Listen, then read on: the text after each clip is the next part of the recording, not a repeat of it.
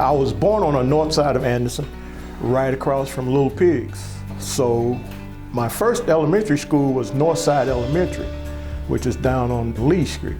At the age of 10, we moved to the south side. My father had a home built, and we moved to the south side of Anderson. So I started attending South Fant. It comes time to go to high school. So you would go to school. I went to Hannah, okay. But instead I chose McDuffie, which a school that I could walk to. And back then McDuffie was the vocational school, yes. And it was integrated. Yes. It had been when you went there? No, it wasn't integrated. It was still segregated. Okay. Now, in the 7th grade, I was supposed to attend Westside High School, which was all black. Right. We had what they call a freedom of choice. So I attended Mechanics Junior High School in the 7th grade. All right, you're going to McDuffie, and you're taking what? I took auto mechanics, and a little piece of history, that was McDuffie's first year having a football team. So I played football. My mom had to talk my dad into letting me play. He believed in working, you know. We don't have time for sports. We gotta work. So my mom talked my dad into allowing me to play football.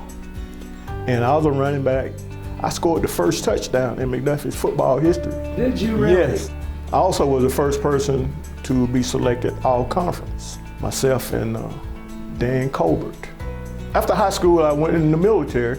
I was a paratrooper in the 82nd Airborne Division. When I was at the recruiter, he said, would you like to get $55 extra a month? $55? We're talking about 1973, you know.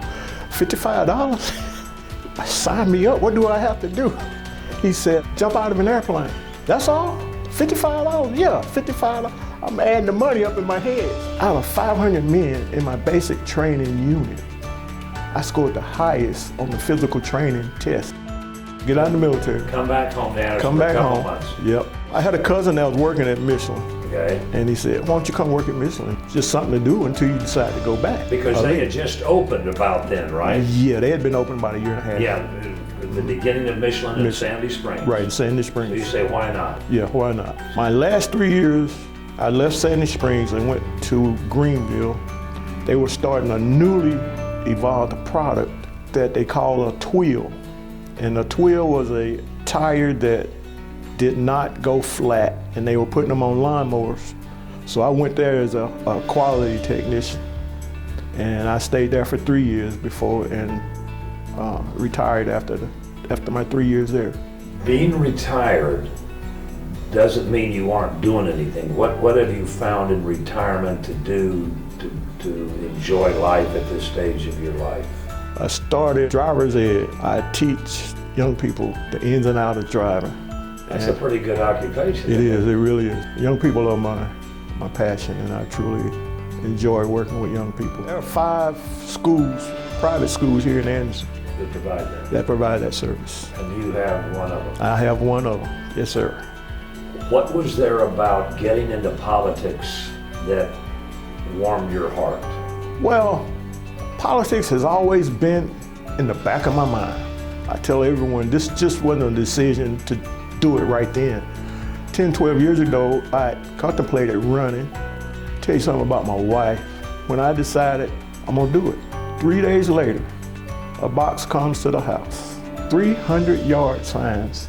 3 days later, she ordered the signs. My signs were out in the public before these other candidates had even thought about signs. And I really think that was a big part in my winning. You know, because we were more visible in the community before any of the other candidates thought about it. And my son and his wife, they designed their webpage. Michael and Ashley Mance, graphics. I'm telling you, I need to put this team together. We need to go on the road.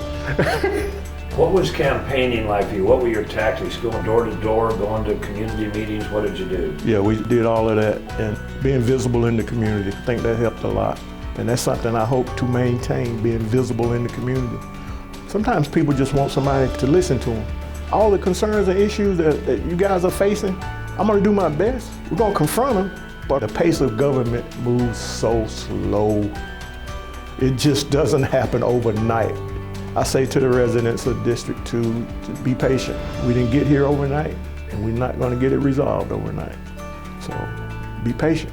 And each area of the district has a unique problem. For the people in Homeland Park, it's crime. They're faced with a lot of crime. They're faced with the houses that have been abandoned. And those are two things that, in order to bring more established businesses to the area, those are two things that need to be resolved. We need to reduce the crime. The abandoned houses, that's going to take money. I talked with Mr. Burns and he said there is some money that's available for that. Well, the houses are eyesores.